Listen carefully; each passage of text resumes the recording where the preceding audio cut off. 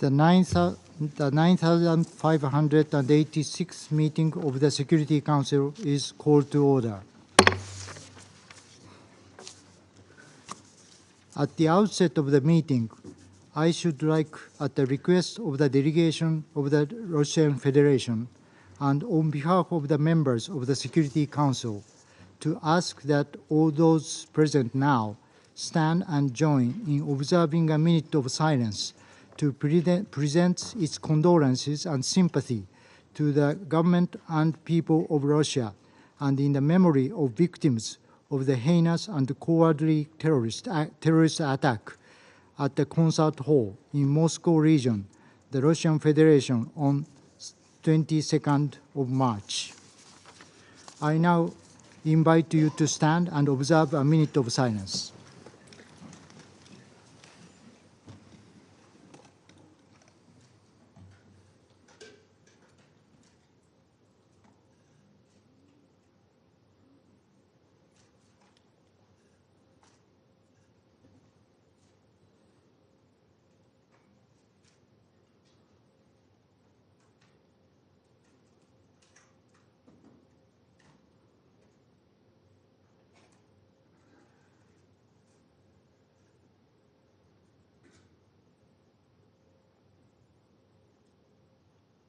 I thank you.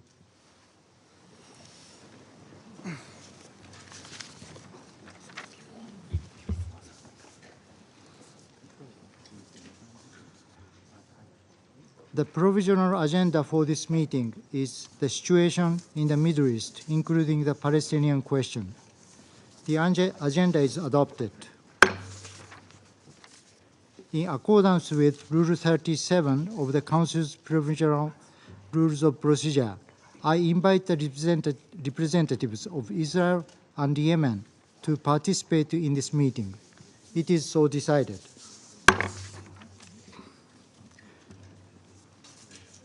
I propose that the Council invite the permanent observer of the Observer State of Palestine to the United Nations to participate in the meeting in accordance with the provisional rules of procedure and previous practice in this regard.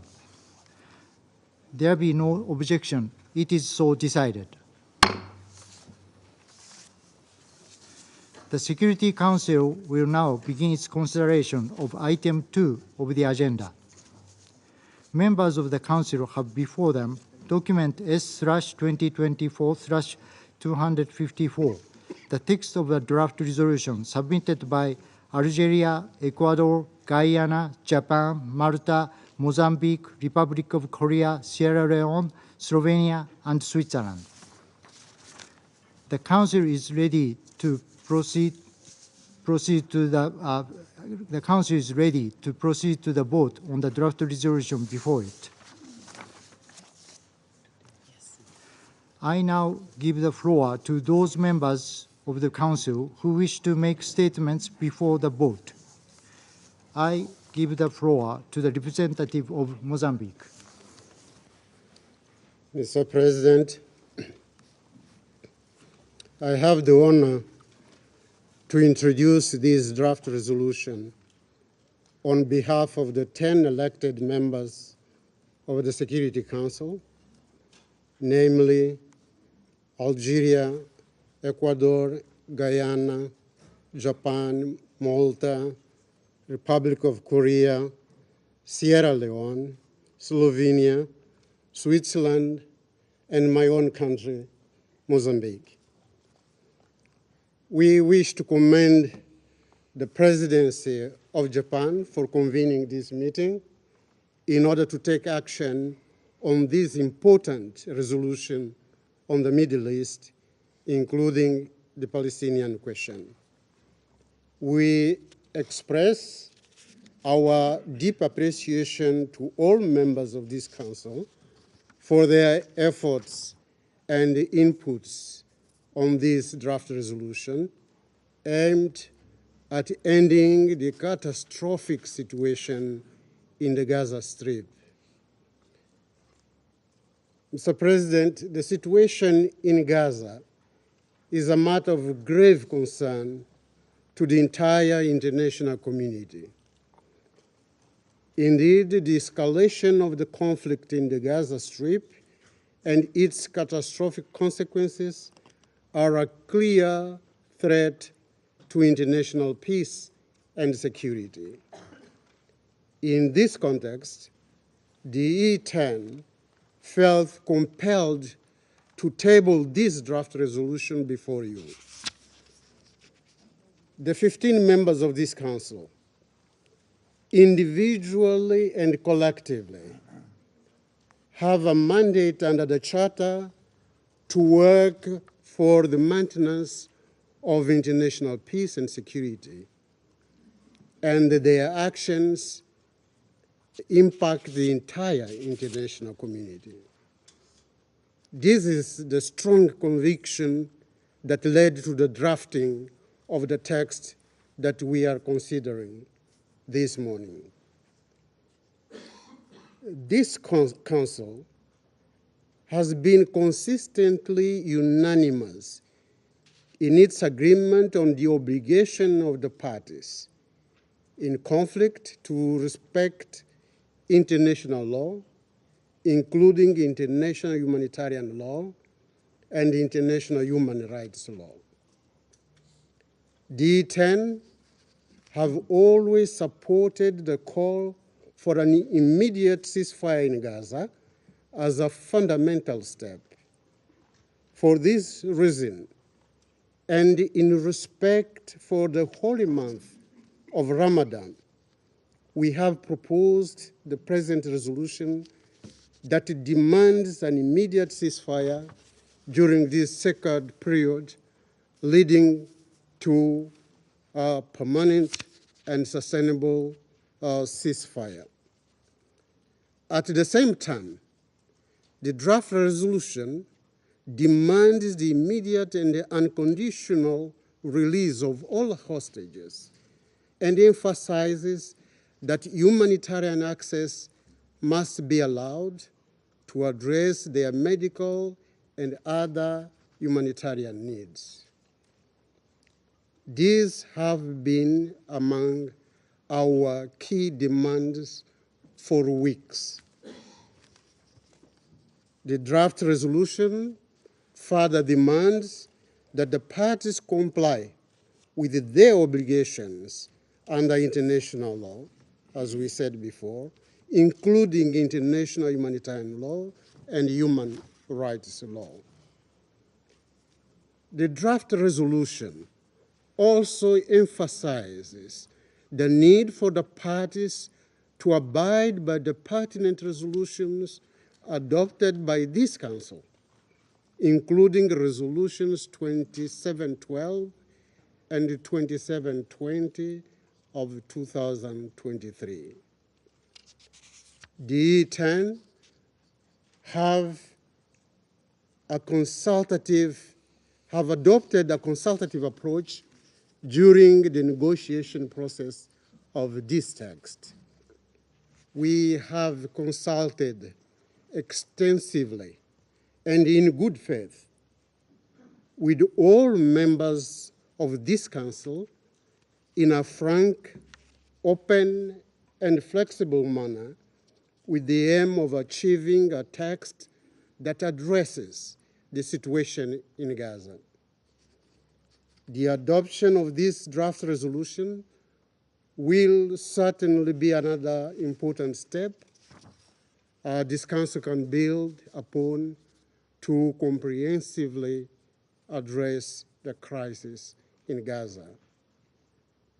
Given the utmost urgency of the situation, we call upon all members of this Council, all and each member of this Council, to vote in favor of this resolution. While this resolution is crucial, it is essential that we continue working towards a comprehensive ceasefire and a lasting peace in the region. I thank you, Mr. President. I thank the representative of Mozambique for their statement. I give the floor to the representative of Russian Federation. Mr. President, we are extremely stunned and disappointed about the way the work on the draft resolution in the last 24 hours was done. The fact that the word permanent in OP1 relating to a ceasefire is proposed to be replaced by a more weak wording was something we learned about a little more than an hour before the beginning of the meeting. That is unacceptable. We all received instructions for the vote on the text that contained the word permanent, and we believe that that is of fundamental importance. All of the remaining wording leaves too broad an area for interpretation, which could allow Israel to resume its military operation in the Gaza Strip at any moment following the expiry of the ceasefire, which we today hope will be established. In order to avoid this scenario, we would like to make an oral amendment to the text and return the word permanent in OP1.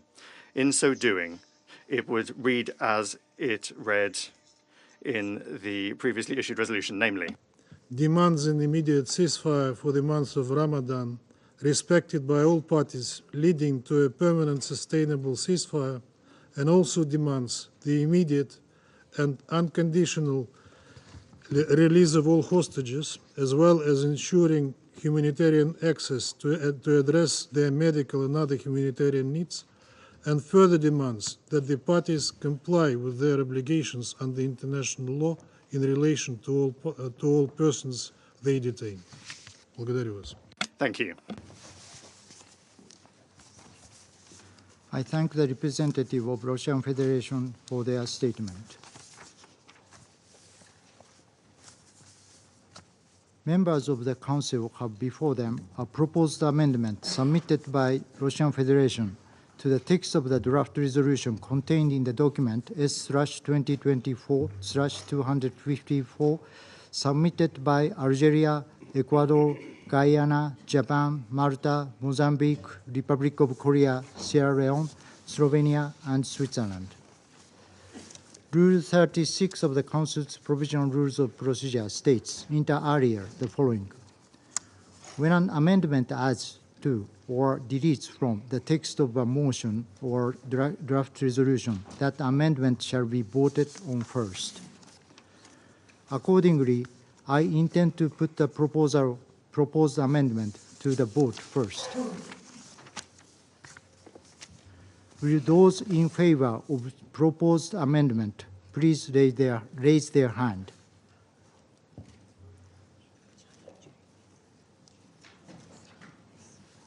Against? Abstentions?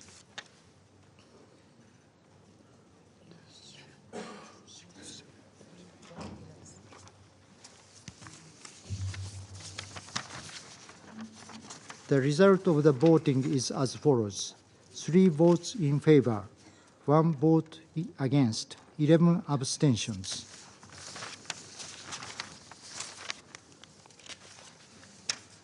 The proposed amendment has not been adopted, having failed to obtain the required number of votes.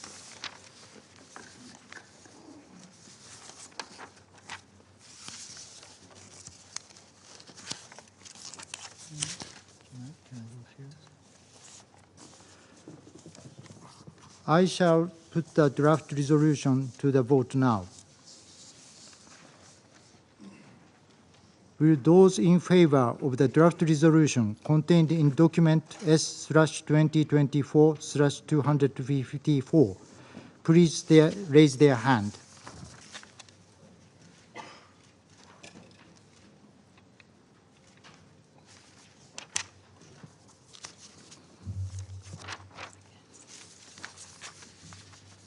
Those against? Abstention?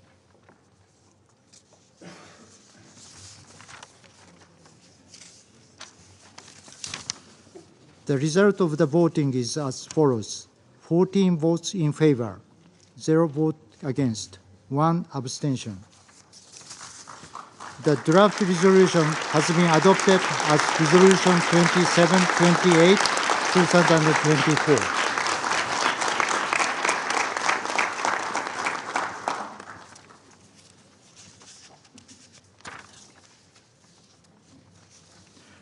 I now give the floor to those members of the Council who wish to make statements after the vote.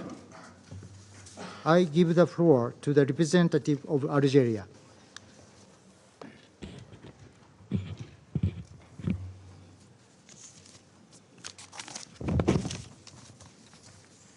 شكرا سيد الرئيس. Thank you, Mr. President. I would like to thank all the Council members for their flexibility and the constructive way that allowed us today to adopt this long-awaited resolution. A resolution that calls for an immediate ceasefire in the Gaza Strip in order to put an end to the massacres that unfortunately are still ongoing over the past 5 months.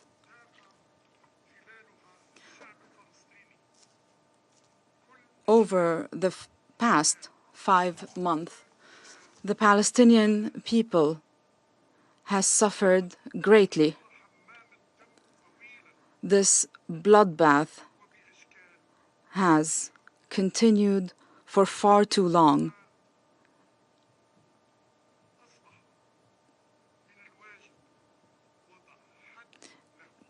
It is our obligation to put an end to this bloodbath before it is too late.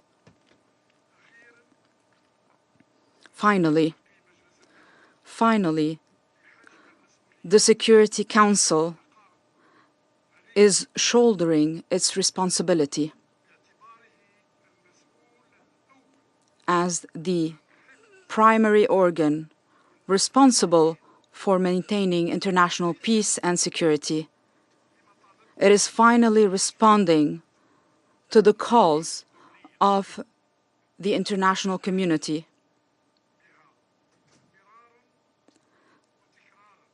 These repeated calls, not only from the international community, but also from the Secretary General, Mr. Antonio Guterres. And once again, we renew our support to the Secretary General for his noble position and for his support to this just cause.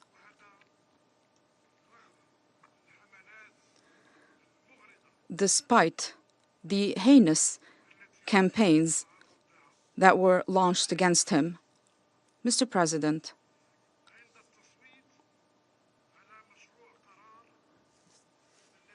when we voted on the draft resolution tabled by Algeria last month, we promised that we will spare no effort. We will continue to work hard to make sure that the Security Council is abiding by its full responsibility.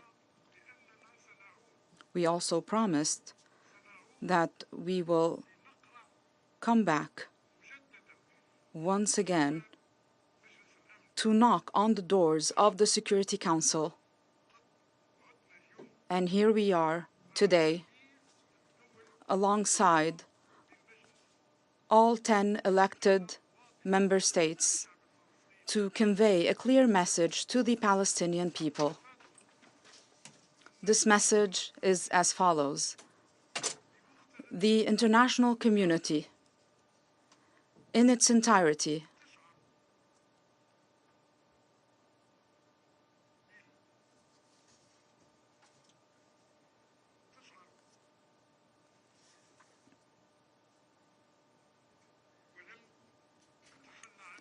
did not abandon you,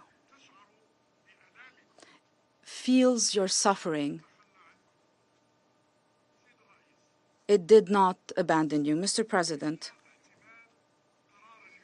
adopting today's resolution is only the beginning to meet the aspirations of the Palestinian people.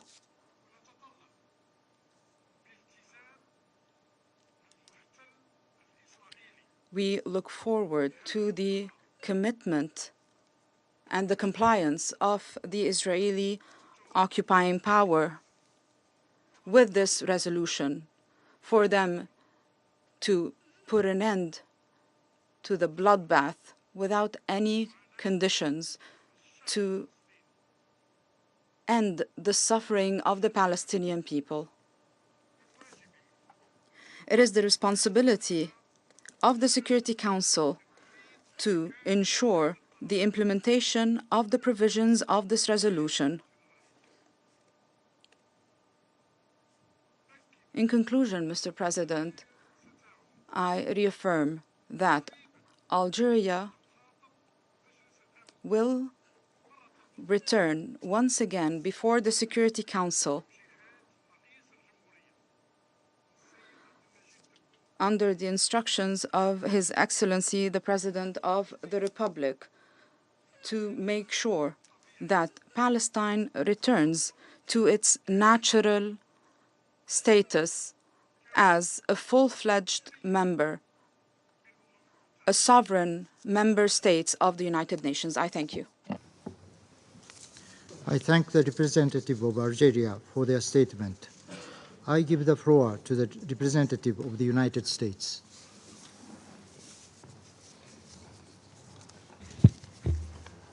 Thank you, Mr. President.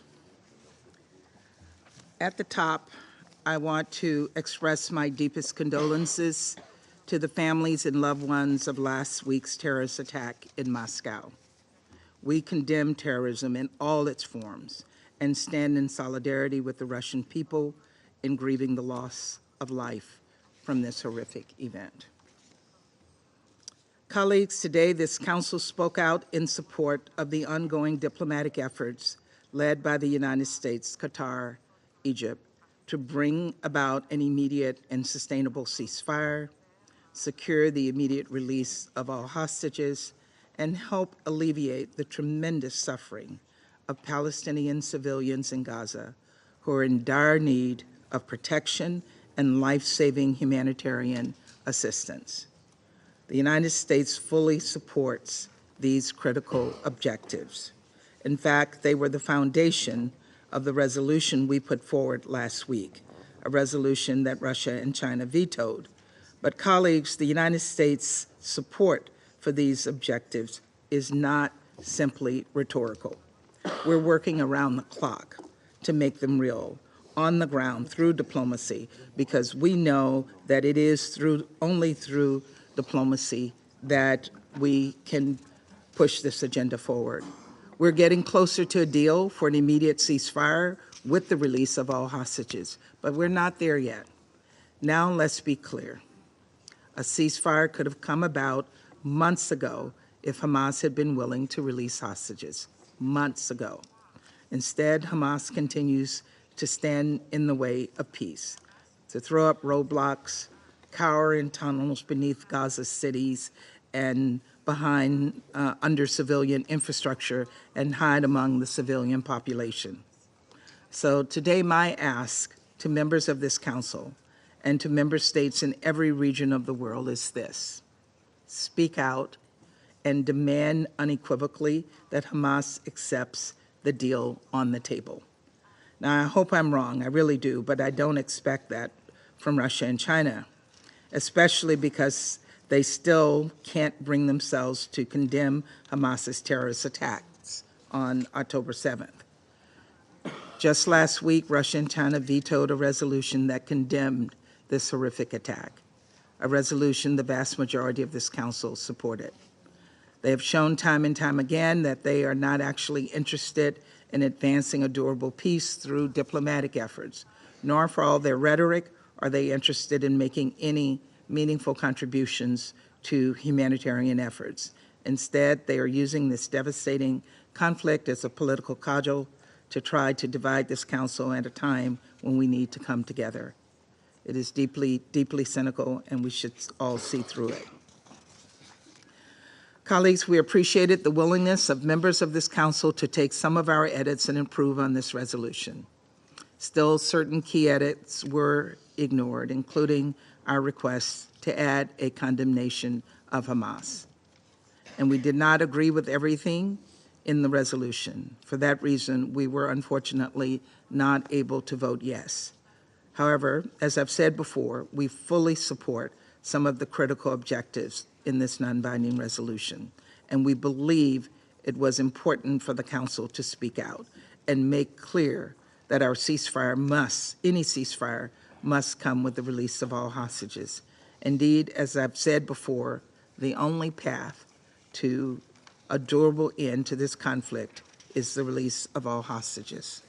Critically, a ceasefire and the release of hostages will allow much more humanitarian aid to get into Gaza at a time when famine is looming large, and provide an opportunity to work toward a sustainable cessation of hostilities, toward a future where Hamas can no longer threaten Israel and never repeat October 7th, and no longer control Gaza and use civilians as shields, toward a future where Palestinians and Israelis live side by side in peace in two democratic states of their own.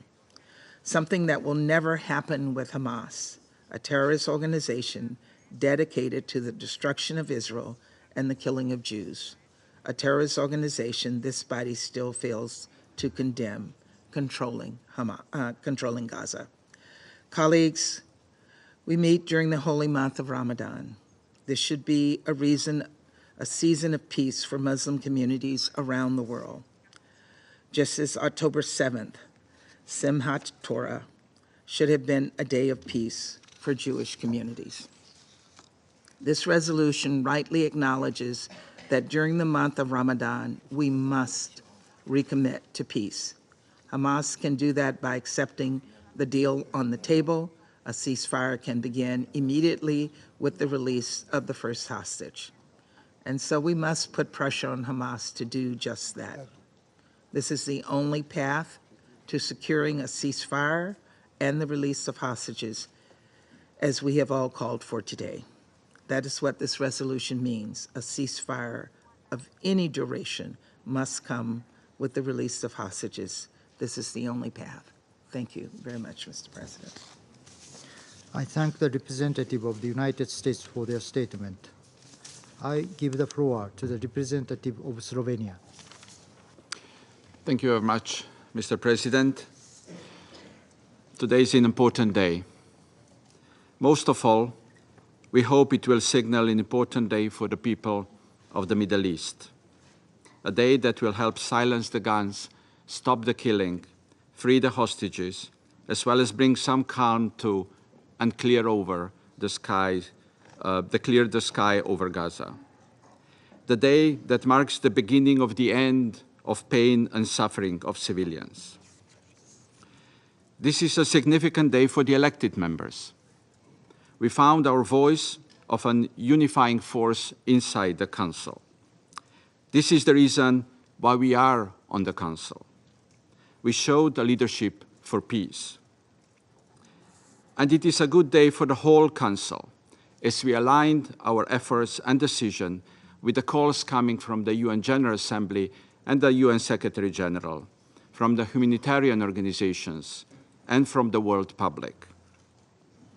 We demonstrated that we can find unity for peace, a small step in rebuilding trust in the Council. Today's resolution is just the beginning. We will need more of this unity for Gaza, as well as for many other conflicts, and Slovenia is ready. Mr. President, I don't need, but I wish to thank my colleagues, the elected members, as we went through the process together. This is Slovenia's third month on the Council, and we are looking forward to many more joint ventures together in search of peace. I wanted to thank the permanent members for giving us a chance, for having trust in the power of the EU10, and for being patient during negotiations. Mr. President, we delivered the strongest signal thus far. We demand an immediate ceasefire for the month of Ramadan, leading to lasting, sustainable ceasefire. It is a call we have all been desperate to hear from the Council. A short and focused resolution is a firm sign from the Council that this conflict must stop. It offers an opportunity for peace for Palestinians and an opportunity for diplomatic efforts, including those of Egypt, Qatar, and the US, to continue. We express our appreciation for the commitment of the Secretary General, UN staff members on the ground, humanitarian coordinators, as well as for the leadership of different UN agencies, humanitarian and health organizations, including UNRWA.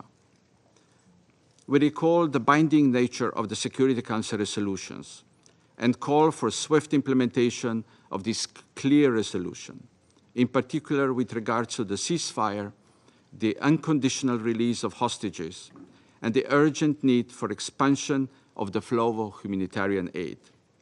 We also reiterate our call for full respect of international law, including international humanitarian law and human rights law. Thank you. I thank the representative of Slovenia for their statement. I give the floor to the representative of Republic of Korea. Thank you, Mr. President. Today's adoption of the resolution proposed by the E10, including the Republic of Korea, has a historic meaning in that it is the very first resolution by this Council that demands a ceasefire in Gaza. After numerous attempts by the Council and consistent appeals by the UN Secretary General, OCHA, and so on, amid rising death tolls. It is also significant that this is the first ever resolution introduced by the E10 and adopted on a Security Council regional agenda item. As one As one of the E10, the Republic of Korea is pleased by today's adoption of the resolution and commends the dedicated efforts of all E10 colleagues, including Mozambique, E10 coordinator, Algeria, representing the views of the Arab world, and Japan, the presidency of the Council, in the process of drafting and negotiating the resolution. In addition, we appreciate the cooperation of the P5, in particular the U.S., for its sincere and utmost coordination with the E10 in the spirit of compromise. In order for today's resolution to have concrete significance beyond the internal politics of the Security Council, it must have a tangible impact on the situation in the Gaza Strip by saving the lives of innocent civilians and easing the humanitarian crisis. The situation on the ground in Gaza must be different before and after this resolution. This will only be possible when both Israel and Hamas respect and faithfully implement this resolution. Even though it is not explicitly coercive under Chapter 7 of the Charter, the parties to the conflict must bear in mind that this resolution reflects the consensus of the international community, one forged through active discussion in the Security Council and General Assembly for more than 5 months. The most important thing is implementing the ceasefire starting right now. As defined in the resolution, violence and firing must be ceased immediately. Hostages taken by Hamas and other groups must be returned to their families right away. Barriers to the provision of humanitarian assistance must be lifted. The entire international community must also actively cooperate to save civilian lives and overcome acute food insecurity through humanitarian aid at scale. Restore basic public order and improve Gaza's fundamental public services, including health and sanitation. And based on these achievements, preparations for redoubled political and diplomatic dialogue to resolve the Palestinian question in the long term must commence step by step. All parties will have to take a step back and respond to the global call to participate in the cause of restoring peace and humanity. I thank you, Mr. President. I thank the representative of Republic of Korea for their statement. I give the floor to the representative of Malta. Thank you, President. At the offset, I wish to express our condolences to the Russian Federation for the atrocious terrorist attack of last week. We condemn all terrorism in all its form. Malta was proud to co-pen this resolution, which we have just adopted, which calls for a ceasefire for the month of Ramadan, leading to a lasting, sustainable ceasefire. With this resolution, the Security Council has clearly spoken out on the urgent and pressing need to stop the fighting. This is critical to alleviate the humanitarian catastrophe in Gaza. This resolution must now be immediately and unconditionally implemented by all parties. The fighting needs to stop without further delays. All hostages must be safely released. On this occasion, we also express our appreciation and support for the ongoing negotiations by Egypt, Qatar, and the United States. We sincerely hope that these diplomatic efforts can lead to tangible results in the coming days. Meanwhile, humanitarian access to the Gaza Strip is of critical importance to avert the risk of famine. There is the urgent need to expand the flow of humanitarian assistance and in demanding the lifting of all barriers preventing the necessary humanitarian assistance as requested by this resolution. In closing, President, a sustainable ceasefire must also be accompanied by a political urgency to build a durable foundation for peace. Malta reaffirms its commitment to a just and comprehensive resolution of the conflict based on a two-state solution along the pre-1967 borders, addressing the legitimate aspirations of both sides, with Jerusalem as a future capital of two states, Israel and Palestine, living side by side in peace and security, in line with the relevant Security Council resolutions and internationally agreed parameters. Thank you. I thank the representative of Malta for their statement. I give the floor to the representative of France.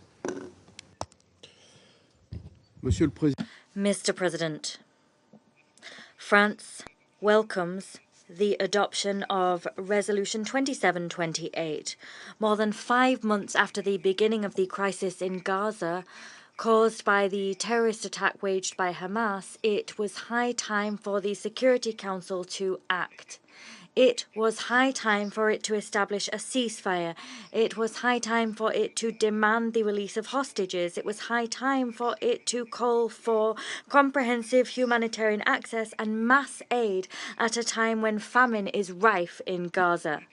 The adoption of this resolution demonstrates that the Security Council can still act when all of its members make the necessary effort to discharge their mandate.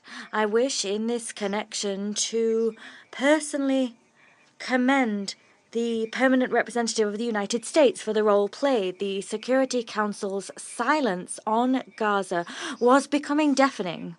It is high time now for the Council to finally contribute to finding a solution to this crisis. This crisis is not over, alas, and our Council will have to remain mobilized and immediately get back to work. It will have to, following Ramadan, which finishes in 2 weeks, it will have to establish a permanent ceasefire. It will need to strive to see the recovery and stabilization of Gaza. Finally, and above all, the Security Council will have to get a political process back on track, a political process aiming to bring about the two-state solution, the only solution able to guarantee peace.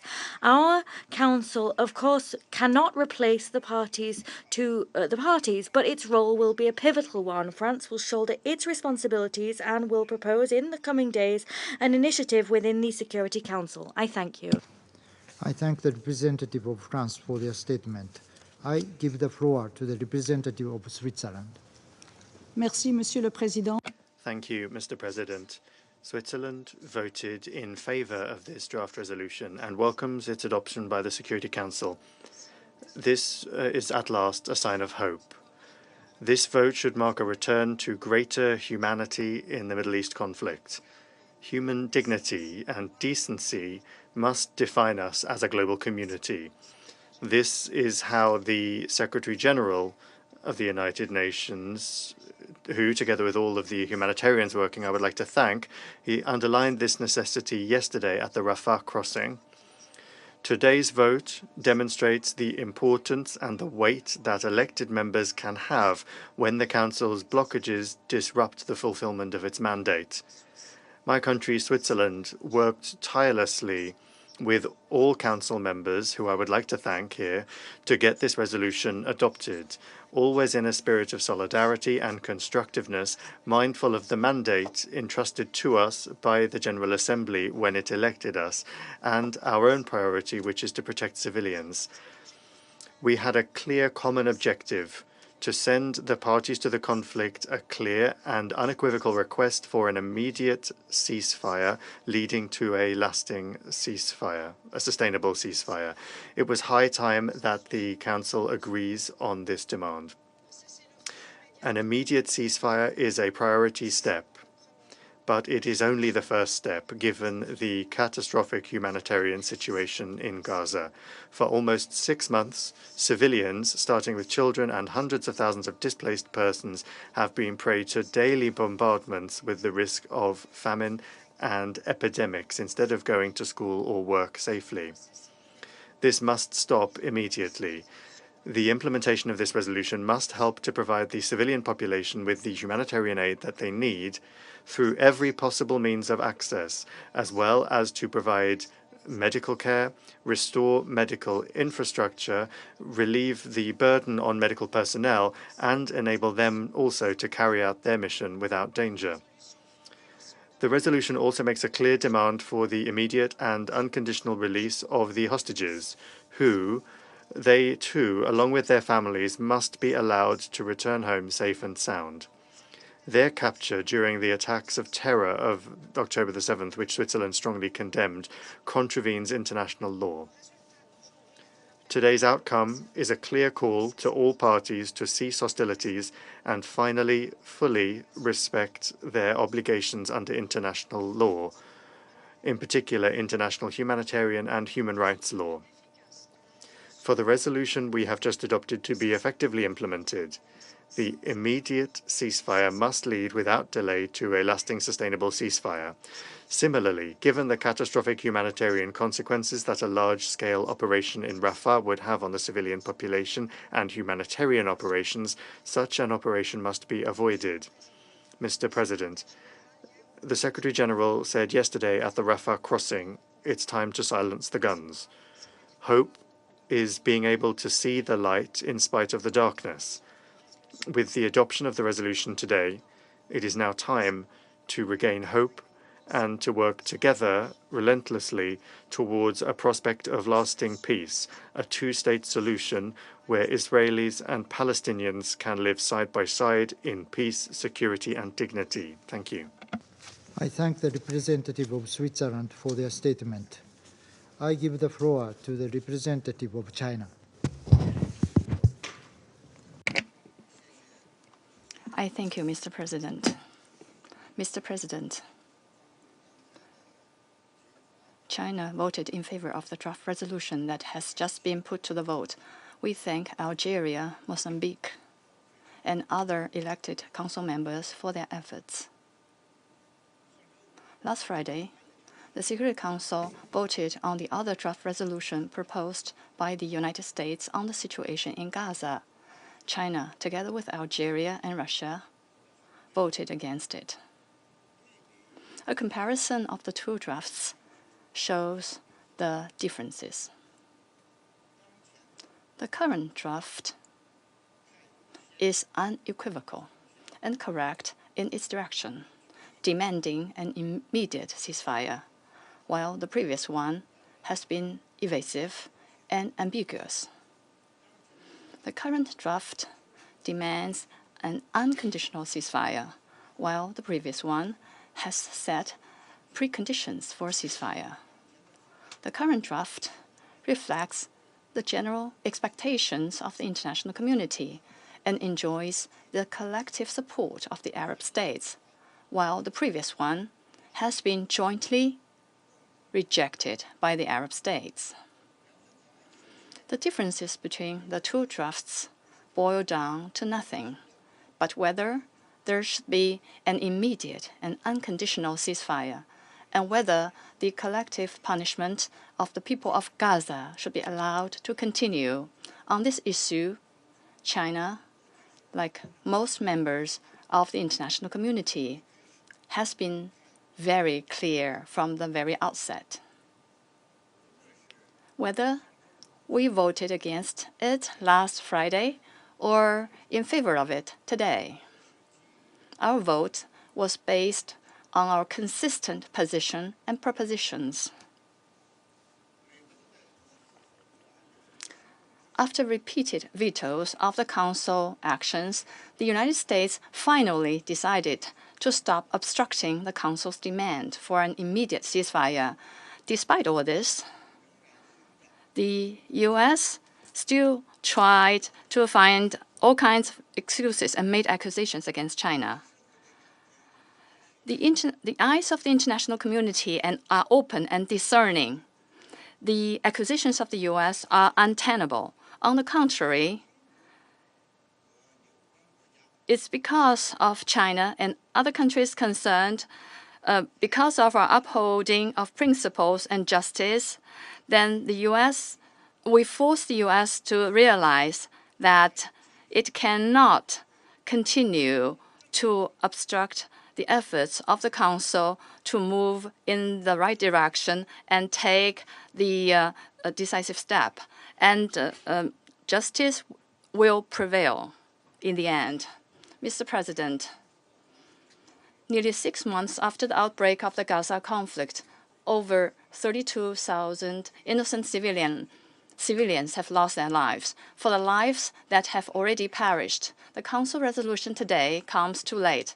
But for the millions of people in Gaza who remain mired in an unprecedented humanitarian catastrophe, this resolution, if fully and effectively implemented, could still bring long-awaited hope.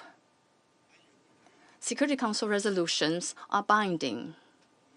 We call on the parties concerned to fulfill their obligations under the United Nations Charter and to take due action as required by the resolution.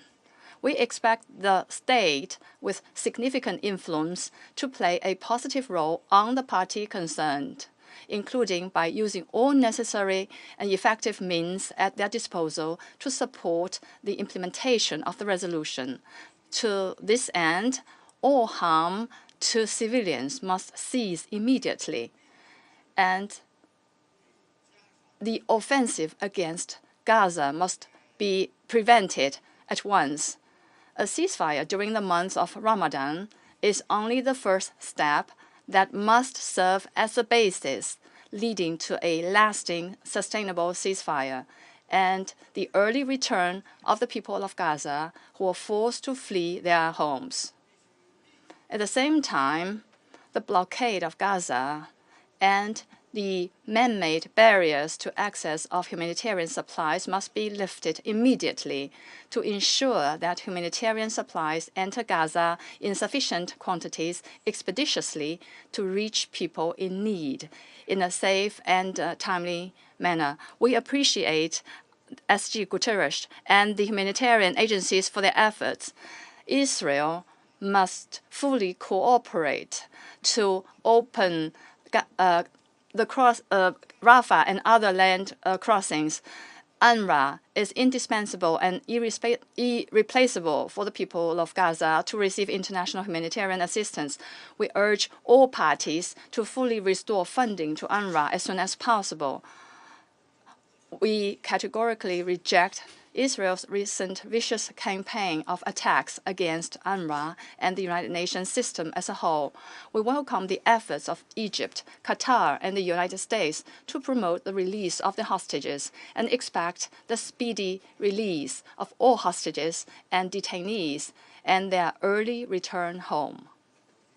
Mr. President, the Security Council, based on the adopted resolution today, continue to follow closely the situation in Gaza and get ready for further actions when necessary and ensure the timely and full implementation of its resolutions. China will continue to make unremitting efforts together with all parties to bring an early end to the fighting in Gaza, alleviate the humanitarian catastrophe, and implement the two-state solution. I thank you, Mr. President. I thank the representative of China for their statement. I give the floor to the representative of Ecuador. Gracias, presidente. Thank you, Mr. President. Ecuador condemns the terrorist attacks in Moscow. We express our solidarity to the families and the victims and to the Russian people. Mr. President, the resolution that we have considered gives us an idea of how the elected members can prepare a text that can be acceptable to all members of the Council. It allows the Council to speak out in a timely fashion in the face of a humanitarian situation which continues to worsen. Consequently, the text is short and demands a ceasefire for the month of Ramadan, which will bring relief to the civilian population. At the same time, it demands the immediate and unconditional release of all hostages and deplores the violence against civilians and all victims of acts of terrorism, including the execrable acts committed by Hamas in October. The text also takes note of the efforts that Egypt, Qatar and the US are making to achieve an agreement between the parties to the conflict. We hope those efforts will bear fruit. Ecuador voted in favor of this draft resolution, and we are delighted that it has been adopted. We value the flexibility shown on this occasion by all members in the face of a situation as urgent as that in Gaza. We must now all together ensure that this resolution is completely, effectively and immediately implemented. Thank you. I thank the representative of Ecuador for their statement. I give the floor to the representative of Guyana.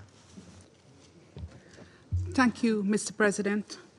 Guyana condemns the terrorist attack that occurred in Moscow last week and also extend our condolences to the government and people of Russia. Mr. President, colleagues, Guyana is pleased that this Council has finally been able to adopt a resolution which demands an immediate ceasefire, albeit for the month of Ramadan, leading to a lasting and sustainable ceasefire. After more than 5 months of a war of utter terror and destruction, a ceasefire is the difference between life and death for the hundreds of thousands of Palestinians and others. This demand comes at a significant time as Palestinians are observing the holy month of Ramadan. Sadly, this year's Ramadan is different for Palestinians, fatally different. The observance began as people weep over the killing of their loved ones, while bombs and bullets continue to fall indiscriminately around them. 17,000 children began Ramadan as orphans owing to this war. 70,000 families began Ramadan without a home, all rubble. Another 290,000 homes severely damaged. Instead of being in their homes, the sacred place where they usually pray, break fast, and commune with family and friends during this holy month, 3/4 of the population of Gaza are internally displaced. Ramadan is also a time for families to join for nightly feasts and a time to share food and other blessings with the less fortunate. But for the people in Gaza, there is man-made starvation, and we are already seeing evidence of a man-made famine. All of this when there is food available, but deliberately withheld. Women and children are disproportionately impacted. They represent the majority of those killed. Children and pregnant and lactating women are at higher risk of mortality due to lack of adequate nutrition. At the same time, the anguish of the families of the hostages held in Gaza continues to mount with no clear prospect for the return of their loved ones. Palestinians experience the same anguish, waiting for their relatives who are illegally detained in Israel to come home. Guyana emphasizes the demand for the immediate and unconditional release of all hostages. We also demand the release of all Palestinians held in Israeli jails without trial. Mr. President, colleagues, the realities that the population of Gaza has been facing since 7th of October have worsened with each passing day as the occupying power continues its atrocities.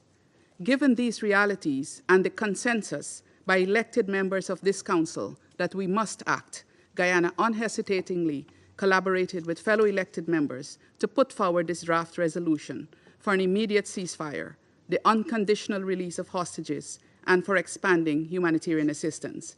In this regard, we thank the coordinator of the E10, His Excellency Ambassador Pedro Comissario, and the delegation of Mozambique for their leadership of this process.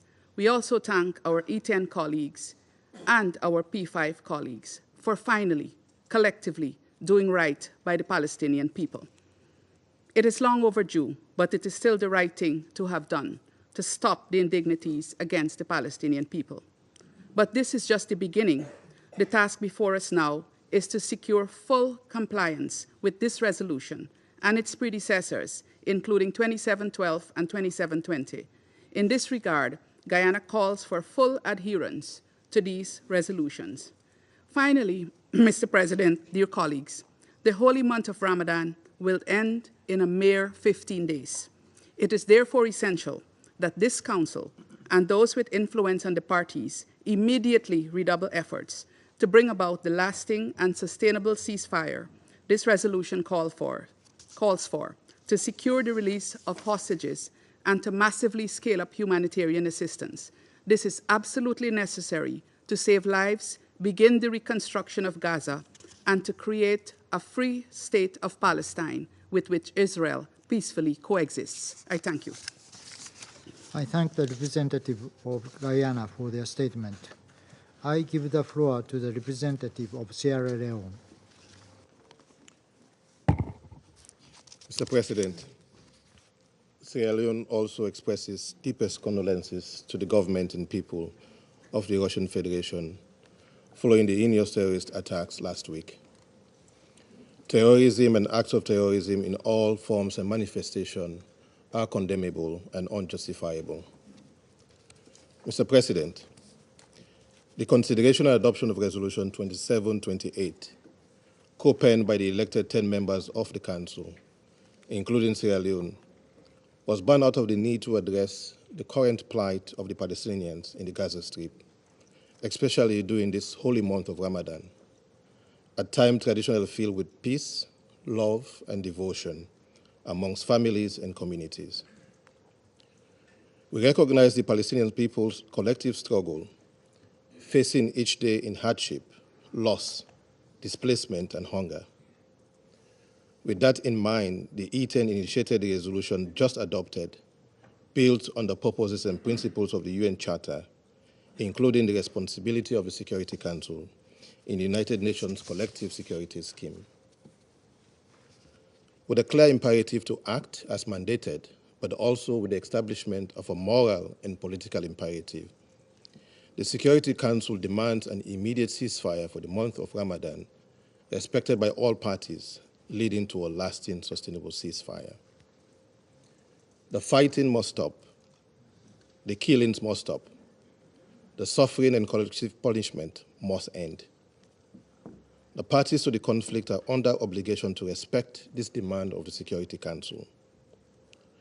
The parties are urged to fully implement this resolution 2728, as well as resolutions 2712 and 2720.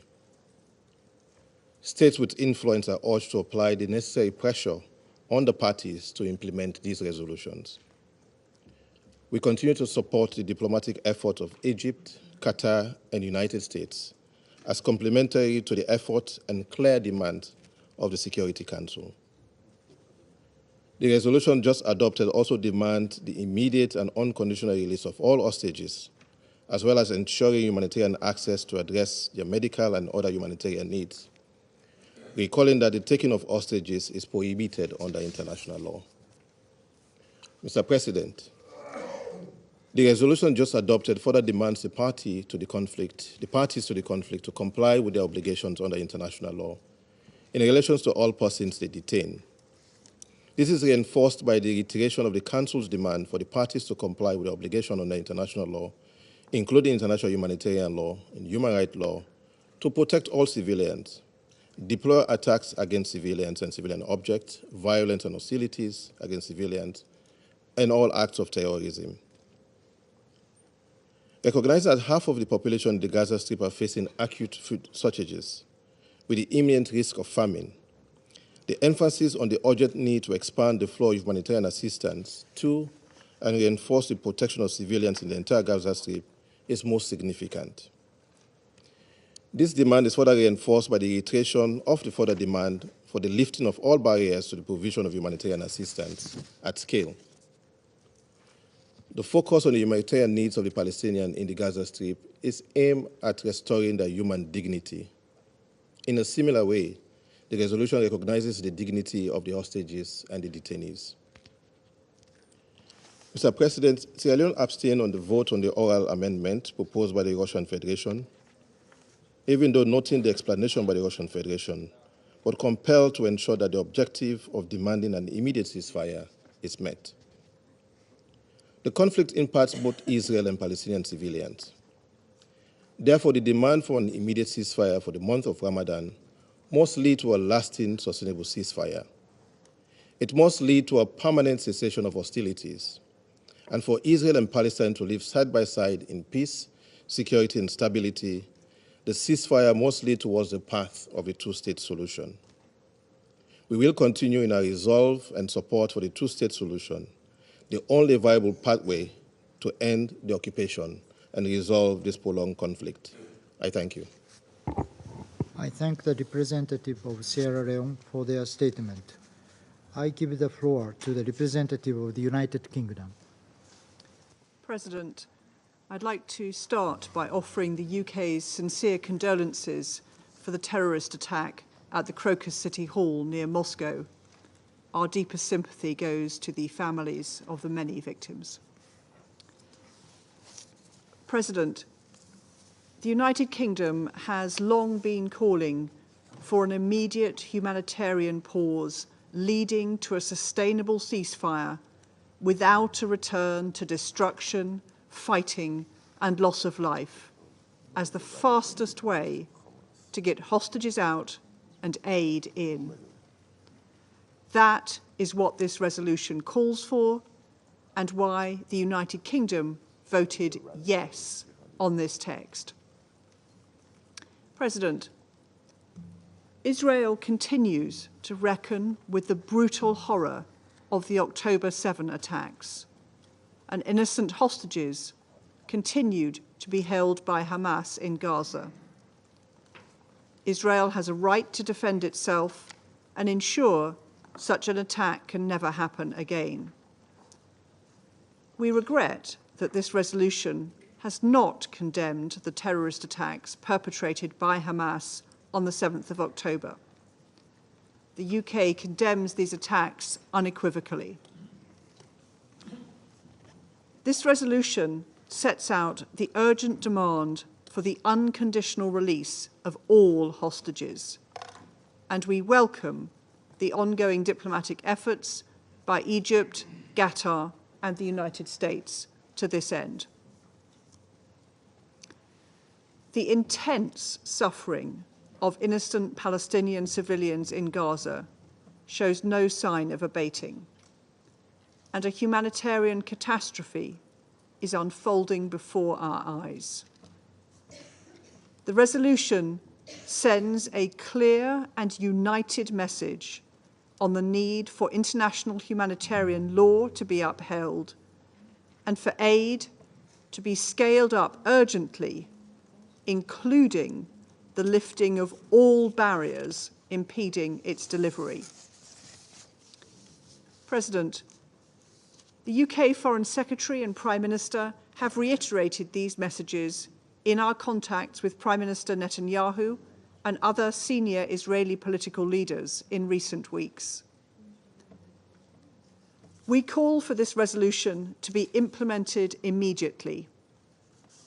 President, we need to focus on how we chart the way from an immediate humanitarian pause to a lasting, sustainable peace without a return to fighting.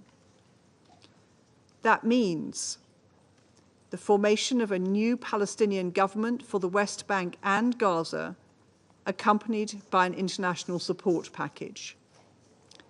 Removing Hamas' capacity to launch attacks against Israel. Hamas no longer being in charge of Gaza. And a political horizon which provides a credible and irreversible pathway towards a two-state solution of Israel and Palestine living side by side in security and peace. I thank you. I thank the representative of the United Kingdom for their statement. I give the floor to the representative of Russian Federation. Mr. President, distinguished colleagues, Russia voted in favor of the draft resolution prepared by the 10 non-permanent members of the Security Council. It is of fundamental importance that the UN Security Council for the first time is demanding the parties the observance of an immediate ceasefire, even if it is limited to the month of Ramadan. Unfortunately, What happens after that ends remains unclear, since the word lasting could be interpreted in various different ways. And that is very telling. Those who are providing cover for Israel still want to give it a free hand. We very much want to believe that this wording will be used in the interests of peace rather than advancing the inhumane Israeli operation against the Palestinians. The wording permanent would be more precise, and we are disappointed that it did not make it through. But nevertheless, we believe it is fundamentally important to vote in favor of peace. Nevertheless, the Council must continue to work on achieving a permanent ceasefire. We also note what is contained in the resolution, the demand for an immediate and unconditional release of the hostages. On the 22nd of March, there was another very tragic day in the history of the Security Council, when through intrigues and blackmail, they tried to put us on the wrong path and to coerce us to adopt a document that not only didn't contain a demand or at least a call for a ceasefire, but essentially was presented, as the permanent representative of Algeria said on that day, as a license for the further killing of Palestinians. Neither we nor our Algerian and Chinese colleagues could allow that. From the first day of the escalation in the Palestinian-Israeli conflict zone, the Russian delegation has been calling upon members of the Security Council to respond to the unprecedented upsurge in violence with precise and an unambiguous demand for an immediate, permanent ceasefire in the Gaza Strip, and so doing fulfilling its mandate for the maintenance of international peace and security. Today, during the vote on our amendment, we once again saw the true face of our colleagues on the Security Council, and we realized who truly wants to end rather than suspend the inhumane Israeli operation. We would like to point out the following. What took place today is a response to those who criticize the veto power of the permanent members of the Security Council, because if we hadn't used it, if Russia and China hadn't used it on the 22nd of March, instead of a short text that could end the violence in the Gaza Strip, we could have ended up with a very harmful text in the US resolution that not only didn't demand a ceasefire, but also essentially would have given Israel a license to continue its actions against the Palestinians, including in Rafah. In conclusion, I would like to remind the representative of the United States, who time and again accuses the Council of not being able to condemn attacks on Israel, and Russia of not being able to condemn the 7th of October terrorist attack. On the 18th of October, the U.S. delegation had an opportunity to adopt the Brazilian draft resolution with a clear condemnation of the 7th of October and with a humanitarian pause. And yet, in that wording that we presented to Washington, that was insisted upon by Washington, I remind you that at that time, the delegation of Russia, when voting on the resolution, abstained, but the United States vetoed the Brazilian text. Therefore, you should only accuse yourselves. We must not return to this moment endlessly since the 6 months that have taken place since the 7th of October, the Hamas actions that have repeatedly been condemned by all members of the Security Council in their national capacity. Israel responded with inhumane crimes and the collective punishment of the Palestinian people, as a result of which more than 32,000 entirely innocent citizens have died, the majority of whom are women and children. Just think about those numbers. I would also like to remind you that immediately and unambiguously Russia condemned what took place on the 7th of October, and there's no need to continue speculating on that subject. We know firsthand what international terrorism is. Unfortunately, we faced a monstrous manifestation of it, its brutal face of terrorism once again. The 22nd of March terrorist attack committed on the territory of our country took at least 143 entirely innocent lives, the very least of 143 entirely innocent civilians who were shot in cold blood.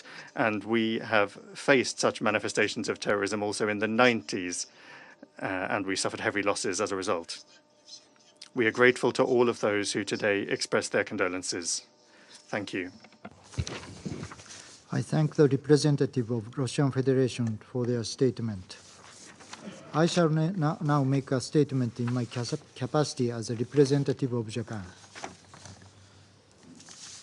The humanitarian situation in Gaza is catastrophic, even during the holy month of Ramadan, with high levels of food insecurity, imminence of famine, and nearly 1.5 million people sheltering in Rafah, struggling each day for their survival. We deeply mourn the tens of thousands of lives lost in the conflict, starting from October 7th terrorist attack and thereafter on the ground. In this vein, it is absolutely essential for the Security Council to demand an immediate ceasefire for the month of Ramadan, respected by all parties, leading to lasting, sustainable ceasefire in Gaza. We, all Council members, also need to demand the immediate and unconditional release of all hostages, as well as ensuring humanitarian access to address their medical and other humanitarian needs. This is why Japan, as one of the co-pen holders, has tabled the draft resolution. We welcome the Council was able to pass a resolution proposed by the E10 today. In addition, we strongly support the ongoing diplomatic efforts, in particular the four-party talks towards a ceasefire in connection with the release of all remaining hostages. We believe that ceasefire could pave the path towards sustainable peace and stability in the region, which is what the international community voices to us every day. Japan will continue to work at the Council to achieve that path. I thank you. I resume function as the President of the Council. I now give the floor to the permanent observer of the Observer State of Palestine.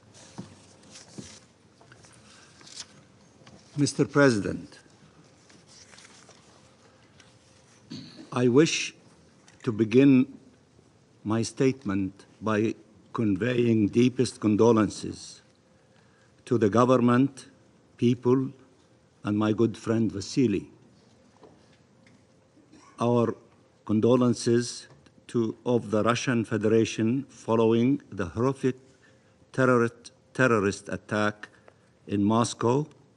We express our sympathy to the bereaved families and stand in solidarity with our Russian brothers and sisters in these difficult days.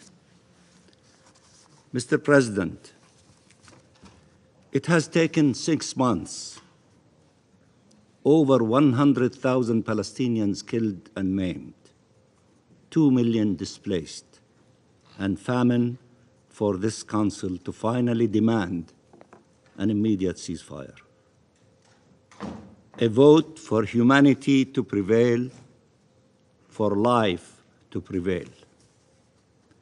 The Palestinians in Gaza pleaded and appealed, shouted, cried, cursed, prayed, defied the odds to survive time and time again, and yet continue to face death, destruction and displacement, deprivation and disease, and an occupation made famine.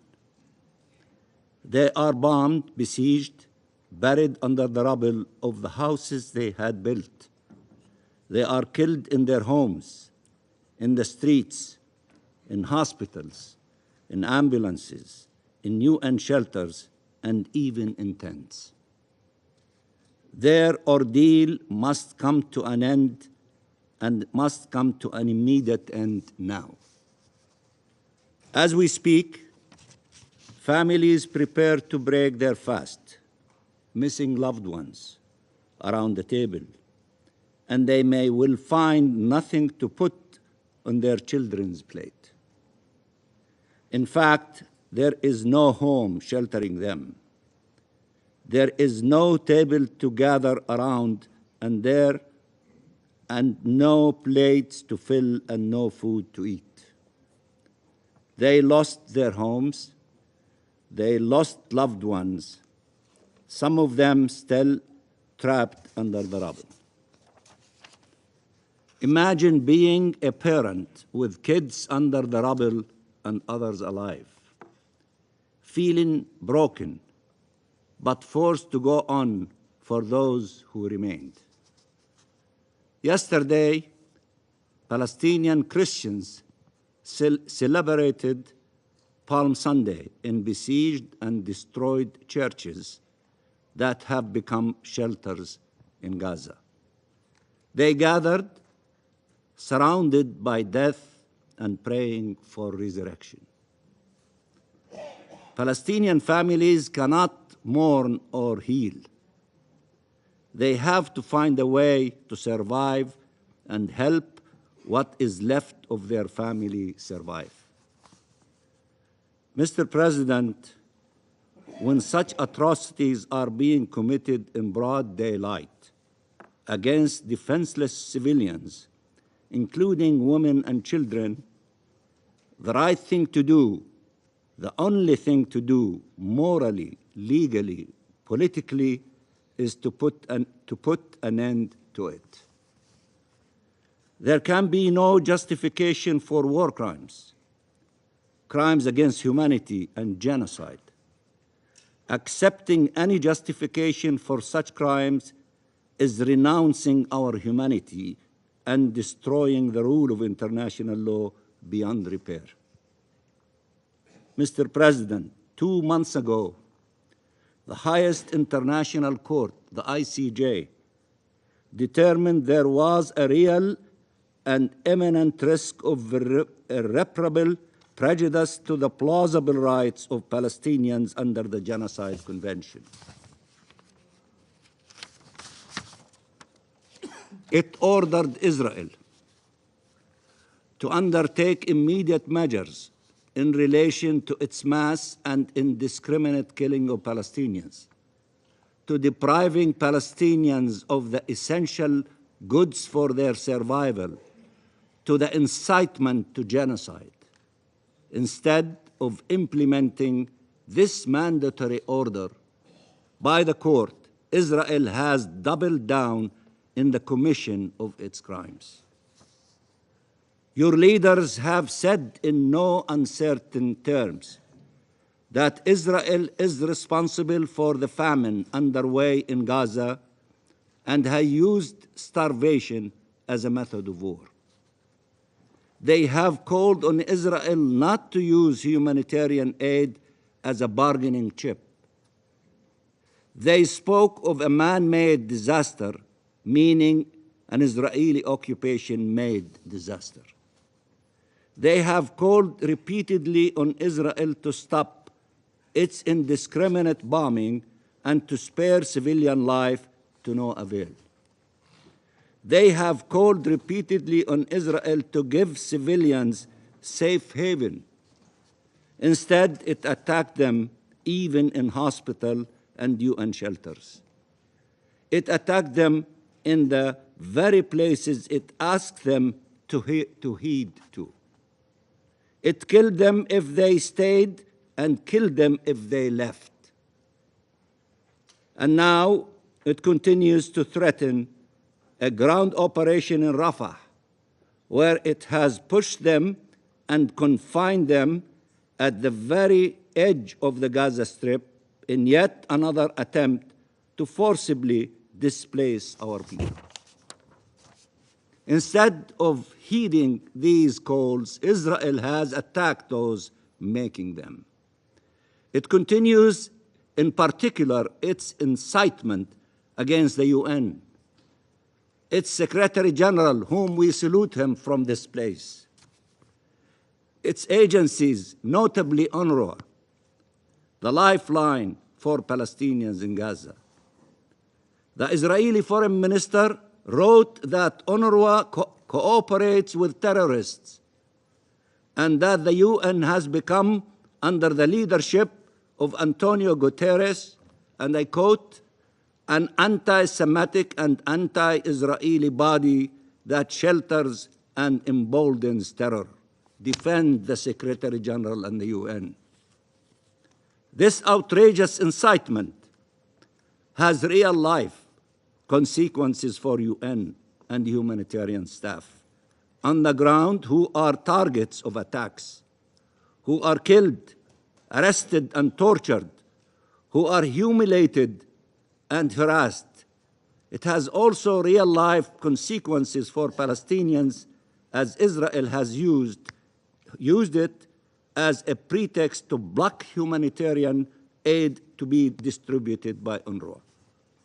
It is time for all these Israeli actions to trigger a serious international reaction, one that enforces consequences for these crimes rather than just make pleas that Israel continues to dismiss. There is no humanity when our lives are treated as expendable. There are no rules without enforcement. And Israel has been treated as a state above the law for so long that it feels it no longer has to hide when acting as an outlaw state. From ethnic cleansing to genocide.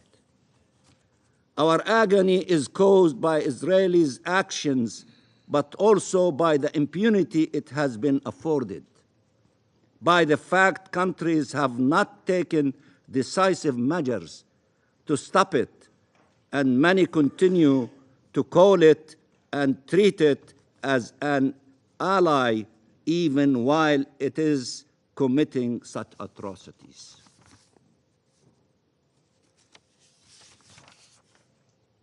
Mr. President, we express our appreciation to the E10, all of you, for having put forward this resolution, and we welcome its adoption by the Council. We thank Algeria for representing us and all the Arab countries in this endeavor. We salute Arab unity in demanding immediate ceasefire and prevailed. This must be a turning point. This must lead to saving lives on the ground. This must signal the end of this assault of atrocities against our people. A nation is being murdered. A nation is being dispossessed. A nation is being displaced for decades now, but never at this scale since the Nakba. Never this openly, from Tantura to Gaza, from 1948 to 2024, we have endured. We have survived. We have resurrected only to face death once again. Life must prevail in Gaza. Must prevail in Gaza. Freedom must prevail in Palestine. For 6 months now, every single Palestinian in Gaza has endured untold suffering, loss, pain, and tragedy. This must stop now. Palestinian hostages, Palestinian victims are not less deserving of compassion and empathy, of outrage and solidarity.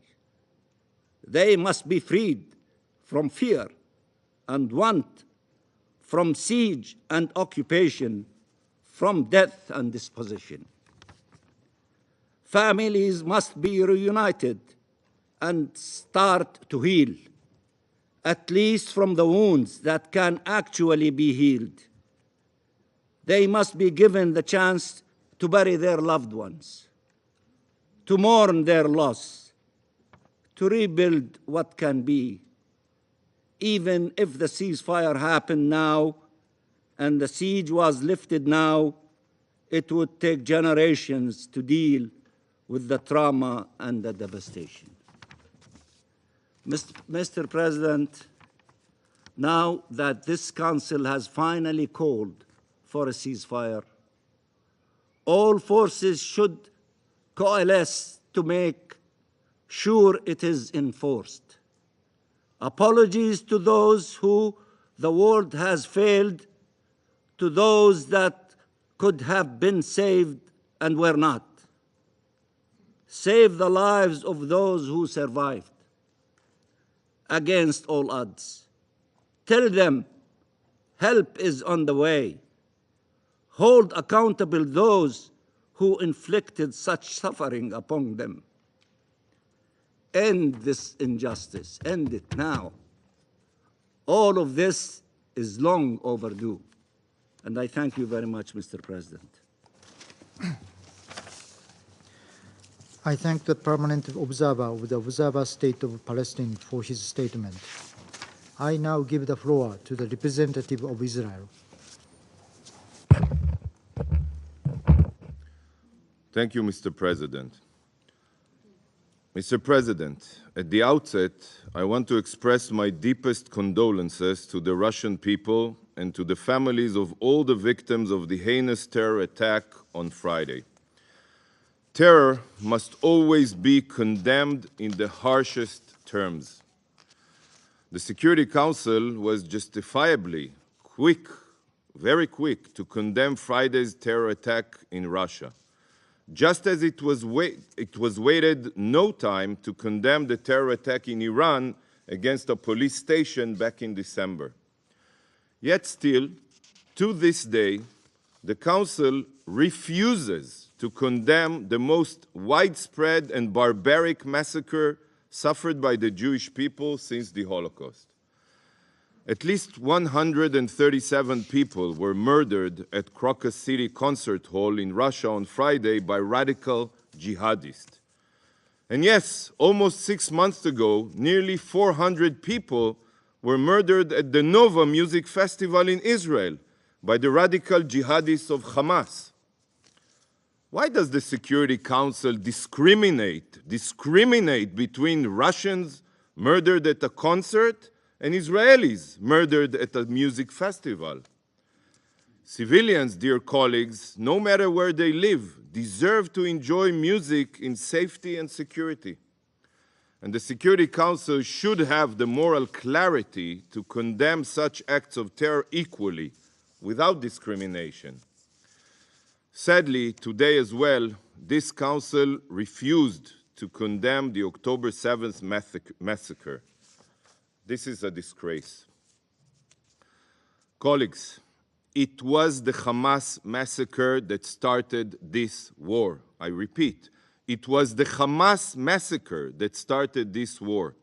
Nearly 6 months have passed, and the Security Council still has not condemned the child-murdering rapists that began this war. The resolution just voted upon makes it seem as if the war started by itself. Well, let me set the record straight. Israel did not start this war, nor did Israel want this war. Israel disengaged and withdrew from Gaza 18 years ago. We wanted a ceasefire and coexistence. You can repeat here slogans and purport to know for the Palestinians what the Palestinians seek, but this won't make it the truth or the reality. The Palestinian representative here is lying through his teeth when he says that his people want to live side by side with Israel. By the way, as you probably know, he does not represent Hamas, he does not represent the Gazans. They did not choose him to speak for them. His leader, President Abbas, refuses to even condemn the massacre, and he continued to pay terrorists. After Israel withdrew from Gaza, the Palestinians elected Hamas, a terrorist organization. They elected a terror organization. Hamas converted every inch of Gaza into a terror war machine, right under the UN's nose, maybe with the help of some of the UN's agencies like UNRWA. And Hamas initiated ceaseless attacks on Israeli civilians throughout the past 18 years. Thousands and thousands of indiscriminate rockets and missiles at civilians. Today, Hamas is the most popular movement among Palestinians. And according to every poll, the vast majority of Palestinians support Hamas's massacre on October 7th, not only in Gaza, also in Judea and Samaria. This is the reality you should face and you should address. Colleagues, while the resolution fails to condemn Hamas, it does state something that should have been the driving moral force. This resolution denounces the taking of hostages, recalling that it is in violation of international law. Taking innocent civilian hostage is a war crime, and there is no arguing that this is what Hamas has committed. The release of the hostages should have been the #1 priority. When it comes to bringing the hostages home, the Security Council must not settle for words alone, but take action, real action. It is unfathomable that when it comes to releasing the hostages, we still only see inaction. Not a single step has been taken by the Council, aside from symbolic words. Yet, when it comes to the situation in Gaza, the Council rushed to take action. You appointed a special coordinator and established a monitoring mechanism. The Council visited Rafah to see the aid shipments firsthand. And the Secretary General has already visited Rafah crossing twice. Why do our hostages not receive concrete action? What have you done to advance their release? Colleagues, following this Council's adoption of UNSCR 2712 and 2720, which both called for the release of all hostages, Hamas did not stop to even contemplate for even one moment. It should be very clear that as long as Hamas refuses to release the hostages in the diplomatic channels, there is no other way to secure their return other than through a military operation. So on the one hand, the resolution says that taking civilian hostages is in violation of international law, yet on the other hand, despite the fact that you know Hamas won't listen to your calls and release the hostages, you demand a ceasefire. Take a moment and think about this moral contradiction.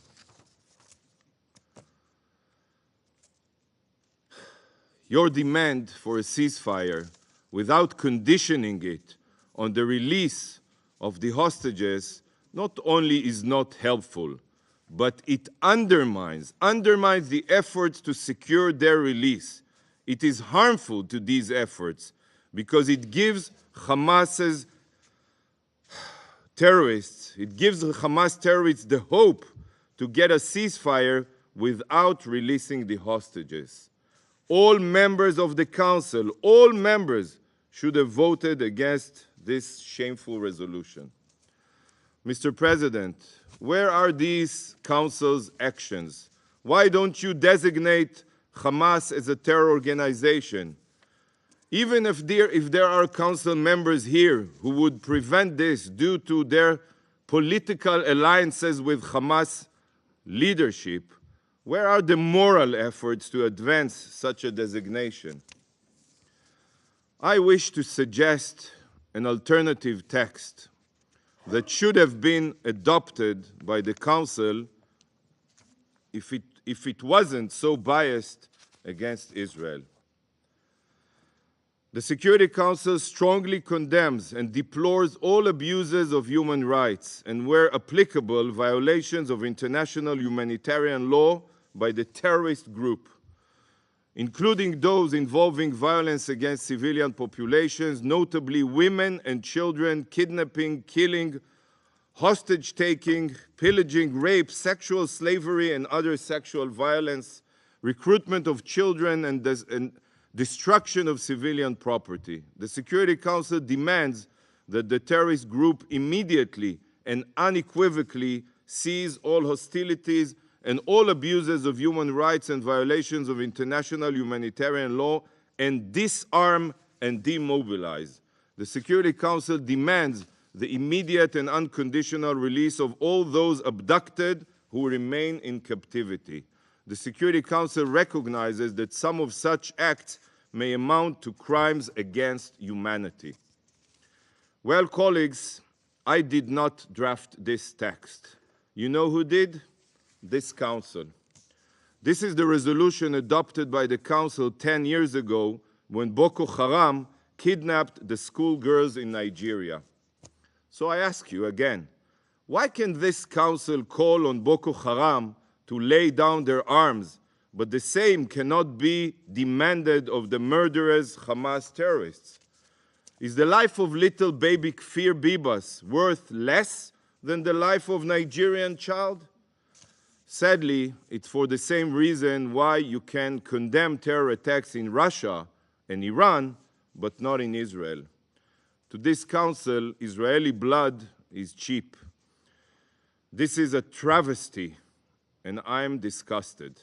Thank you, Mr. President. I thank the representative of Israel for their statement. I now give the floor to the representative of Yemen.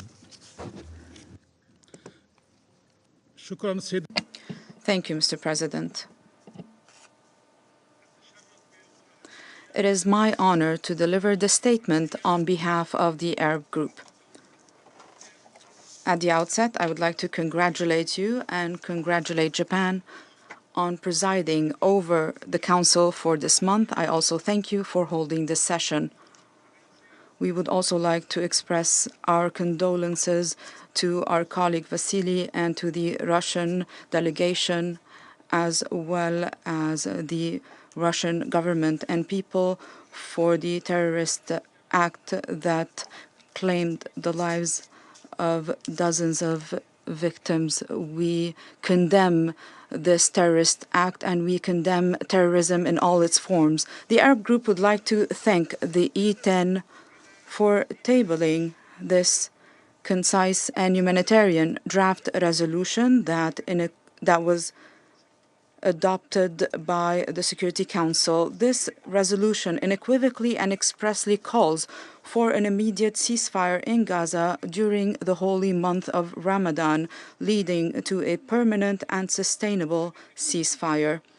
Given the urgency of this call from the Arab Group and the international community as a whole, especially in light of the dangerous and catastrophic deterioration of the humanitarian situation in Gaza, which can no longer be accepted or tolerated. The Arab Group would like to express its thanks and appreciation to all the members of the Security Council that engaged in a positive manner in the negotiations on this draft resolution, and we value the position of member states that voted in favor of this urgent humanitarian resolution. We also welcome the adoption of Resolution 2728, which gives priority to the humanitarian dimension in order to save the lives of hundreds of thousands of Palestinians, to make sure that the Security Council once again is shouldering its legal and moral responsibilities in maintaining international peace and security, and to end the bloodbath in Gaza. The Arab Group also reaffirms that we should consider this resolution as a first step leading to another binding resolution that stipulates the immediate ceasefire in the Gaza Strip in order to compel Israel to immediately and without any preconditions cease the war it has launched against the Gaza Strip. We also reaffirm that the efforts to reach an agreement on the exchange of prisoners and detainees and the ratification of a truce, this does not run counter to the call for an immediate ceasefire, as this call would contribute to facilitating and enhancing these efforts. Mr. President, this Council has been the hostage of political calculations and narrow interest that disregard the humanitarian and legal right to save lives, stem the bloodshed, and deliver urgent assistance to those in need without any obstacles.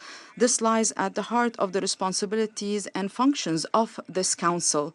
Adopting today's resolution comes as a response, albeit late, to the Palestinian victims and the calls of the international community for an immediate ceasefire in Gaza. We do hope that you will continue to work seriously and not just focus on a temporary ceasefire, but to work on reaching a comprehensive and final ceasefire to allow the delivery of all humanitarian assistance to Gaza without obstacles, to put an end to the crime of forceful displacement of Palestinians that seeks to uproot them from their lands.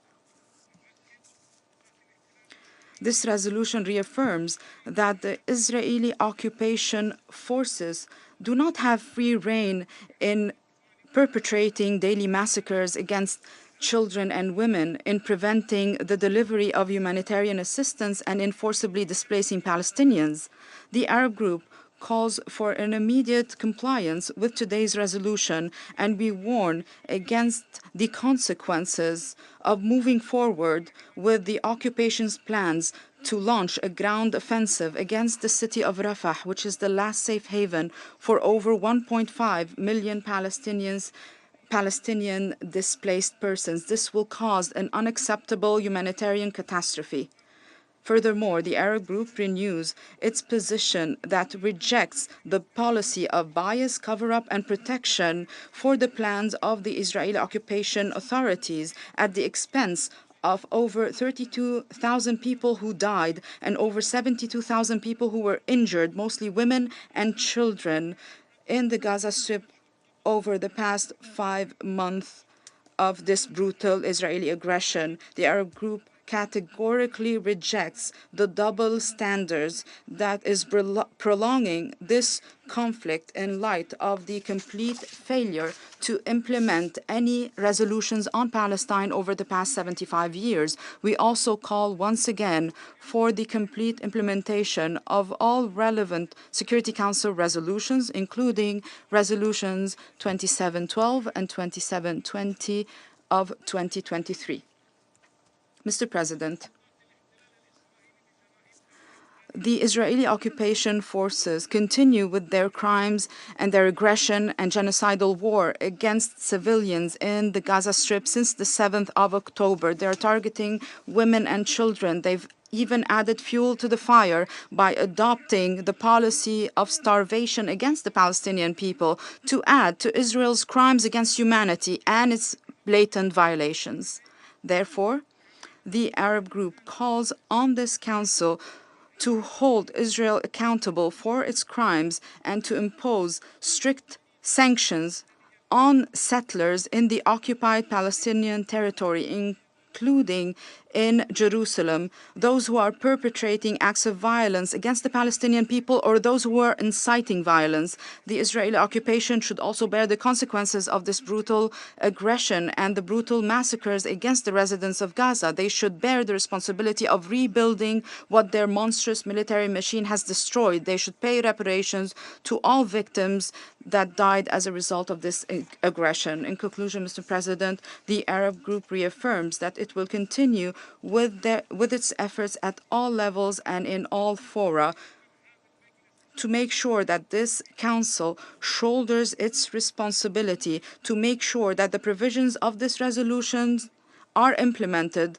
provisions on an immediate ceasefire, on the delivery of humanitarian assistance without obstacles, to put an end to the policy of forcible displacement of the Palestinian people, and to provide international protection to Palestinians in the occupied Palestinian territory, and to hold Israel, the occupying power, accountable for all its crimes against the Palestinian people. The Arab group also calls on all countries and international organizations to recognize without delay an independent Palestinian state along the lines of June 4, 1967, with East Jerusalem as its capital, and to accept Palestine as a full member state of the United Nations and its entities in order to end the suffering of this people and to restore some of their inalienable rights that they have been denied over the past decades, so that Palestinians can live in their independent states that is recognized internationally, that is a full member of the United Nations, similar to other countries around the world. I thank you, Mr. President. I thank the representative of Yemen for their statement. There are no more names inscribed on the list of the speakers. The meeting is adjourned.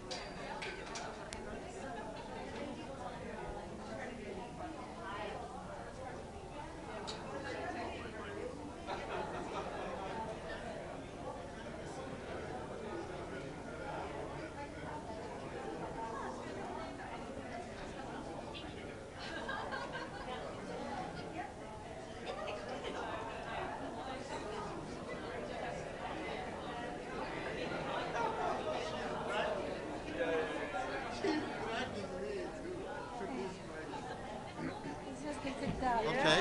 We all need a drink. I think we need Finally. Finally. We need that more. Everyone, we need no, we need more. We need the president. Yes, yes. President. Where is the president? Where's Caroline?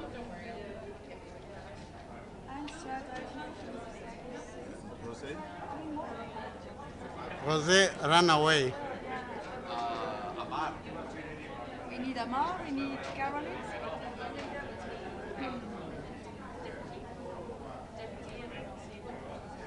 Amar, Caroline.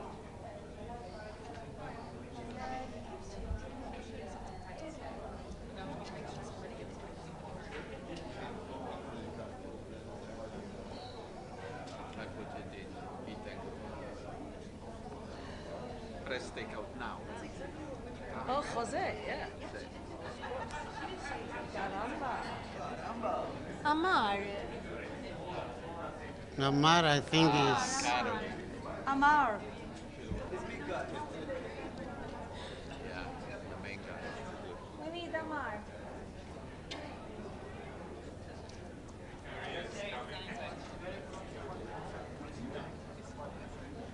Hmm?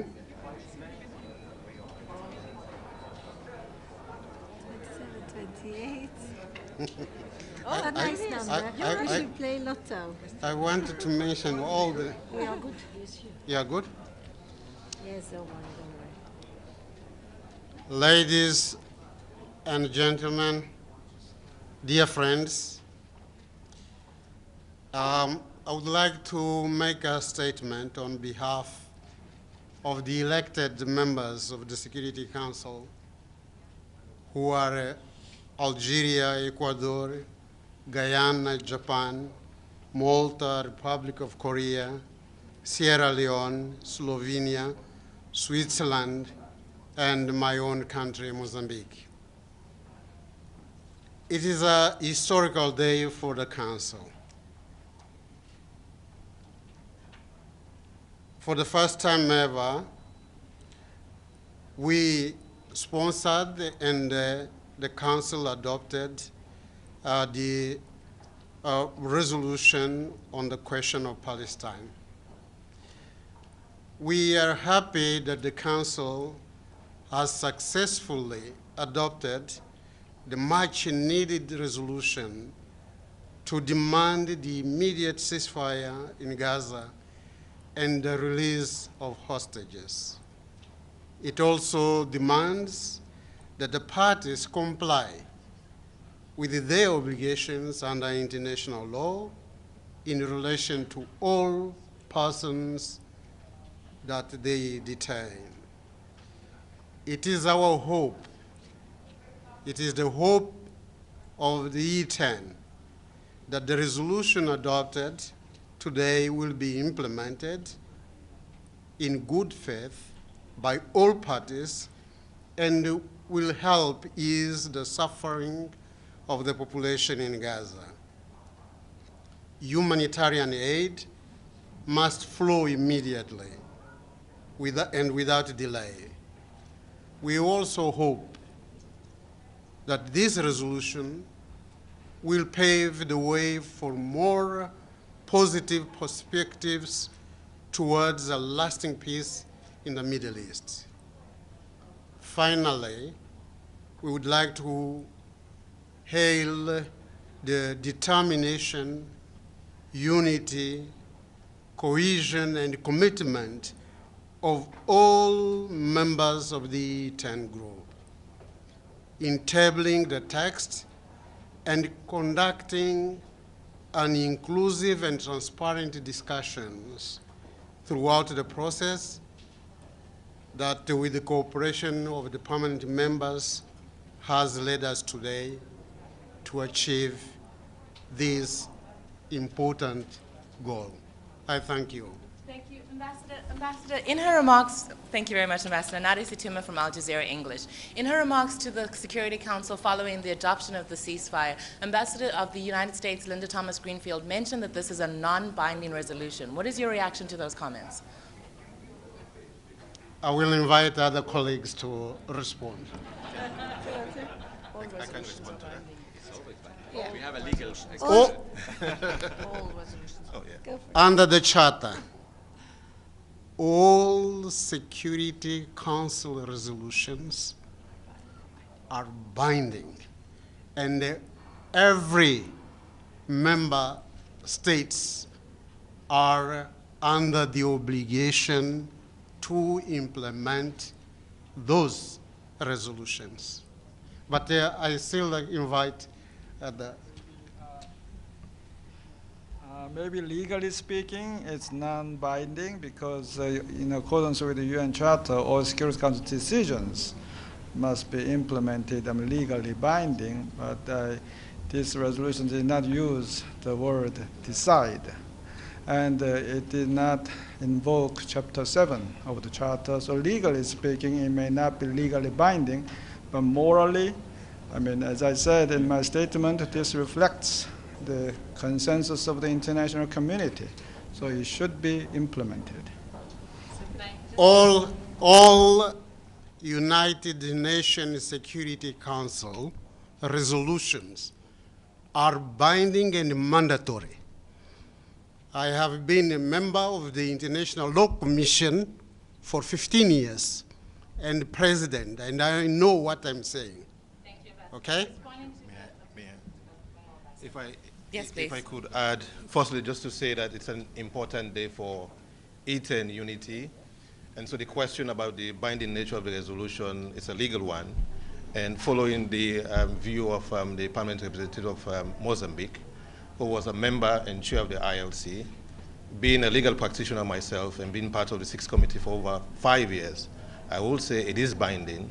And it's not just my words, it's also the words of the International Court of Justice in the advisory opinion 1971, advisory opinion given by the ICJ. So I think it should be clear to everyone that this resolution is binding on the parties. Thank you. Can I follow up on comments about Chapter 7 and how if it's not a Chapter 7 resolution, it's not legally binding, as the ambassador from the Republic of Korea has mentioned? I think you had the answer already. Thank you. Thank you very much. Thank you. But I invite you to have some international law with me.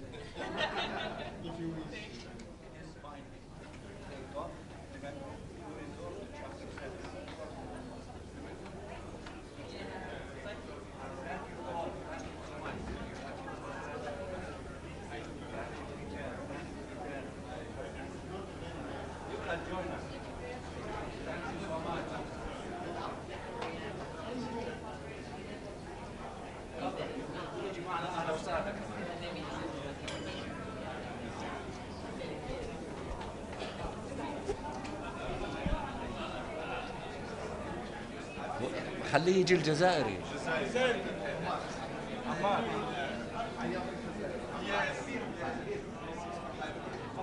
هلا اعزموا اللي بده يجي معنا. اهلا وسهلا. عمار تعال هون. هون هون. هون عمار هون. لا تفضل انا وراك. جنبي. وين الرئيس؟ الرئيس. Thank you very much for being with us. It is a historic day today, where for the first time after almost 6 months, the Security Council adopted a resolution calling for an immediate ceasefire.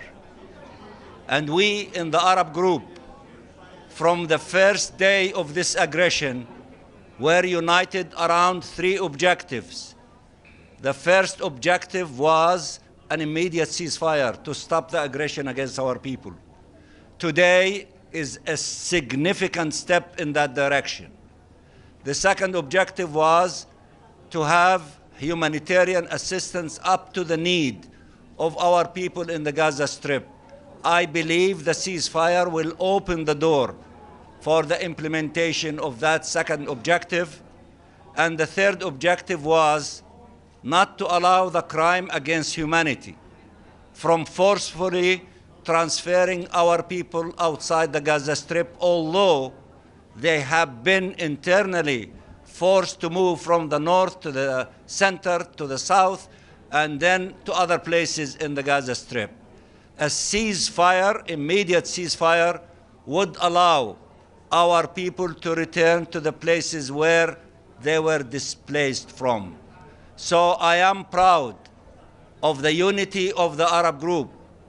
I am proud that our representative in the Security Council is Algeria, working closely with us, reflecting the demands of the Arab group, and I think today we prevailed.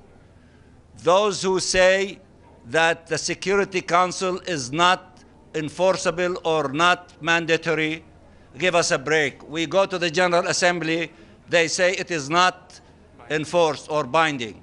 We come to the Security Council, they tell us it's not binding. We do not buy that. Security Council resolutions are binding.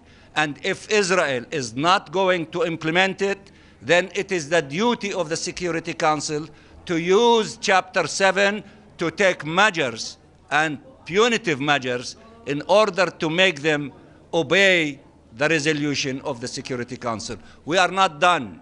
We salute our people in Gaza and in all of Palestine. All of our people, all of their leaders, we are one as Palestinians. We survived this ordeal. We will rebuild Gaza. We are very proud and resilient people. And thank you for covering our story during these 5.5 months, and we are not done. We will go back to the Security Council tomorrow. We will ask them to defend the brave Secretary General who is with us today in refugee camps of the Palestinians in Jordan. He is the one who went to Rafah twice. He is the one who met with the leaders of Egypt, of Jordan, of Palestine, of all the Arabs, calling for a humanitarian ceasefire from early after the aggression. And he today called from Jordan, implement the Security Council resolution that was adopted just a few minutes ago. We salute him. We will defend him. We will defend the agencies of the United Nations, and we will ask the Security Council tomorrow to issue a statement or a position defending the Secretary General and the UN agencies. And we will not be done. We will continue the march, and we will start working on a draft resolution to make sure that Rafah will not be invaded. Rafah should be protected. We should not create a horrific humanitarian situation or crimes in Rafah to push our people outside Rafah in the direction of Egypt. So we are not done. We will continue working. The unity of the Arab group is playing a tremendous role in the unity in the Security Council, especially among the 10, and we will continue working and we will keep you informed. Talal, you are first, number one. Thank you so much. What's your comment on what the American Ambassador Linda Thomas-Greenfield said, that any release, any ceasefire must be accompanied by the release of all, unconditional release of all hostages, knowing very well by many, and they argue, that if all hostages were released, there's nothing to stop Israel from going the whole way. Well, Israel has to abide by its obligation and the charter, and it has to immediately stop the fighting. This is what the resolution called, immediate ceasefire. Any member can interpret as they wish, but the law is the law. The language of the resolution is crystal clear, an immediate ceasefire. Therefore, an immediate ceasefire has to be put in place. Also calls for unconditional, immediate release of hostages. Now, there are many people in the Middle East say, what guarantees are, once the hostages, all hostages are released, what guarantees do we have that Israel will not go the whole way to Rafah, more destructions? What stops Israel from doing that? I understand the frustration of our people, and they have the right to be frustrated from the international community that dragged its feet for 5.5 months before they agreed to a ceasefire. But the language of the resolution is crystal clear. Operative paragraph 1 starts from demanding an immediate ceasefire. The second part of the sentence, it is not conditional upon the first part. It says, and also it calls for the other part. The other part was reflected in all the resolutions in the Security Council, adopted in the Security Council, and the resolutions adopted in the 10th emergency session twice in the General Assembly. All of us are saying immediate ceasefire, and in fact, our brothers and sisters, Egypt, Qatar, are negotiating with the United States and others, and negotiating and mediating with our brothers, Hamas, the release of the hostages and exchange of prisoners. So that principle is not being rejected by all of us, provided that there is a release of the Palestinian detainees, especially those who are serving life sentence. And I think that that will happen, and we hope that it happens very soon. And we are behind Egypt and Qatar, who are playing a very important role in the mediation and the negotiation in order to have a deal. So that is not something that is rejected by the Arabs or by, those who are negotiating this agreement on that deal. You asked a lot of questions before, but if there's a woman before you that wants to ask a question, would have the right. I don't see anyone. Okay, thank you, Ambassador. You're the last one. Thank you. Anadi Satuma from Al Jazeera English. During the meeting, Prime Minister Netanyahu indicated that he was going to cancel a visit to D.C. in reaction to the Security Council adoption. What is your comment on the fact that it seems that negotiations on the ground for a deal are going in the opposite direction, not towards a deal, in reaction to this resolution? I don't really know what the negotiation on the ground entails. I'm not involved in it. My job is to work at the UN, including the Security Council, to produce resolutions like the one that we produced. That is my job. Now, with regard to the relationship between Netanyahu and the current administration in Washington, D.C., we leave it up to them to respond to his,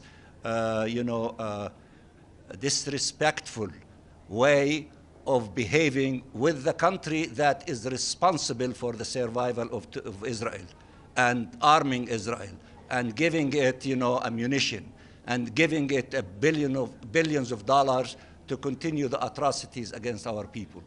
They have to stand up and respond to him. That is not my job to respond to that. It is their job. Thank you very much for being with us. I understand that you go to the General Assembly and it's not binding, that you come here and it's not binding, but we just witnessed how two different ambassadors interpreted this resolution in two different ways. I think that interpretation is among lawyers and legal experts over, this issue. There are differences of opinions, but the law is the law. The Charter demands from all member states to honor and respect and implement Security Council resolutions. And my brother Mahmoud is the legalist among us, but let me also add, just in case that a country rebel against Security Council resolution, it makes then sense that the Security Council that has tools available to them to resort to Chapter 7 to take measures in order to force that rebel country to comply with Security Council resolution. But my brother Mahmoud can respond. Thank you. I mean, the ambassador has summed it perfectly. Article 25 of the Charter says clearly that the members of the United Nations shall carry out the decisions of the Security Council.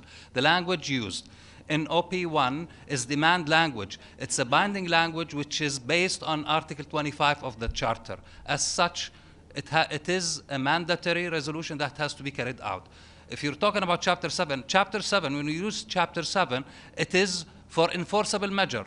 If a country violates international law in a manner that threatens international peace and security, you can use force or impose sanctions. This is what Chapter 7 is about. So that's the difference. Thank you very much. Thank you all. Thank you. نعم. الواحد إيه؟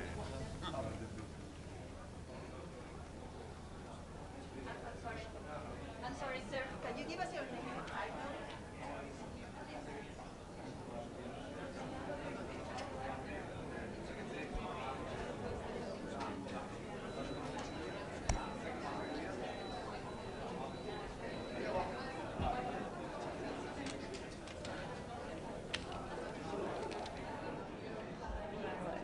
Hello. Good afternoon. I wanted to say that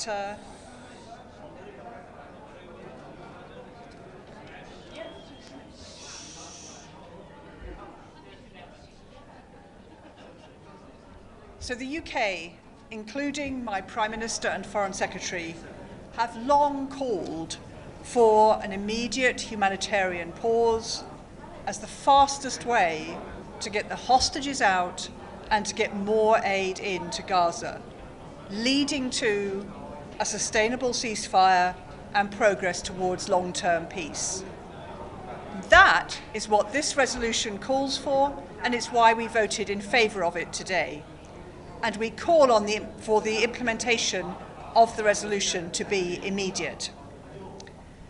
We regret that the resolution did not condemn the terrorist attacks perpetrated by Hamas on the 7th of October. We condemn these attacks unequivocally, and the Council should do so too. Palestinians in Gaza are living through a humanitarian catastrophe.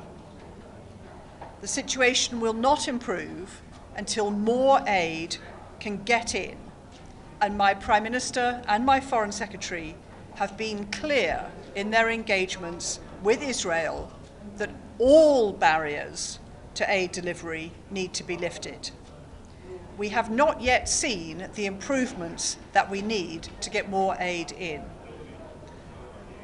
The Council's message today is an important one, and I reiterate, we call for it to be implemented immediately.